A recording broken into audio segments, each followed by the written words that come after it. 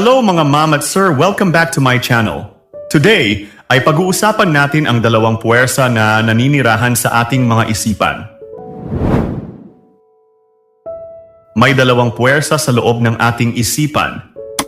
Ito ay ang liwanag na nagtuturo ng kapayapaan at ang kadiliman na naghahayag ng pagkontrol sa kapwa. Anyways, umpisahan natin sa tinatawag na Stoic Wisdom. Ang Stoic Wisdom ay isang uri ng karunungan na nagtuturo kung paano manatiling kalmado kahit sa gitna pa ng pinakamahirap na sitwasyon. Ang ikalawa naman ay ang tinatawag na Dark Psychology. Nagtuturo kung paano unawain ang mga lihim na galaw ng isip ng tao at kung paanong ang emotion ay nagiging sandata ng kapangyarihan para mapasunod ang iba. Okay, let's talk about Stoic Wisdom. Ang Stoic Wisdom ay parang isang ilawan na hindi namamatay kahit may bagyo o may mga pagsubok ang isang tao sa buhay. Tinuturuan tayo nitong tanggapin ang mga bagay na wala sa ating kontrol. Halimbawa, kung may taong nanakit sa atin, hindi ito dahilan para mawala ang ating kabutihan. Sa halip, tinuturuan tayo ng Stoic philosophy na tanungin ang ating sarili. Kaya ko ba itong kontrolin? Kung hindi, bakit ko ito hahayaang sirain ang aking katahimikan? Isa pang halimbawa, si Tanggol ay isang empleyadong araw-araw tinutokso ng kanyang mga katrabaho dahil sa kanyang panlabas na anyo.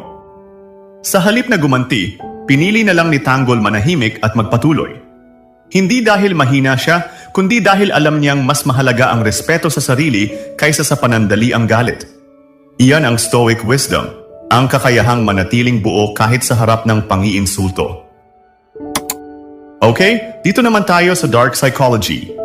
Ang Dark Psychology ay ang pag-aaral at pag-unawa sa mga lihim na motibo at intensyon ng ibang tao, lalo na ng mga marunong magtago ng tunay nilang layunin. Kabilang dito ang mga konsepto tulad ng emotional manipulation, gaslighting, at mind control. Parang ganito, halimbawa, si Miguelito ay isang kaibigan na palaging nagpapakita ng kabaitan. Ngunit sa likod nito ay kontrolado niya ang bawat desisyon mo.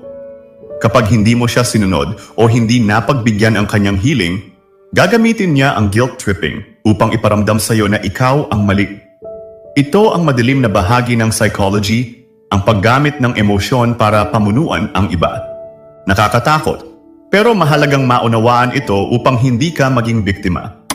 Anyways, sa unang tingin, parang magkasalungat ang Stoic Wisdom at Dark Psychology. Ngunit sa mas malalim na pag-unawa, makikita nating pareho silang may silbi. Ang Stoic Wisdom ang nagtuturo ng disiplina at kapayapaan ng puso at isip, habang ang Dark Psychology naman ang nagbibigay ng kamalayan sa galaw ng isip ng iba. Parang ganito, ang Stoic Wisdom ay protection sa ating sariling kalooban at emosyon. At ang main goal nito ay kapayapaan ng puso at isip. Samantalang ang Dark Psychology ay proteksyon natin sa ating sarili laban sa ibang mga tao na may balak kontrolin tayo. At kapag nagawa mong balansehin ang dalawang ito, mas magiging matatag ka bilang tao at hindi ka na basta-basta madadala ng emotion at hindi ka na rin basta-basta mapaglalaruan ng iba. Ang dalawang puwersang ito ay parehong totoo at pareho nating kailangan. Ngunit kailangang marunong din tayong pumili kung kailan ito dapat gamitin.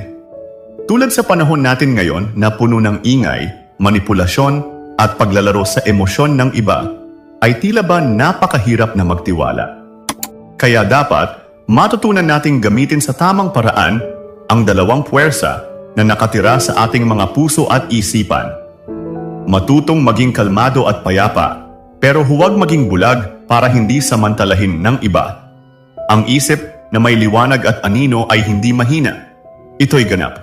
Dahil ang tunay na karunungan ay hindi lang tungkol sa pagiging mabuting na tao, kundi sa pagiging mulat sa kabuuan ng pagkatao.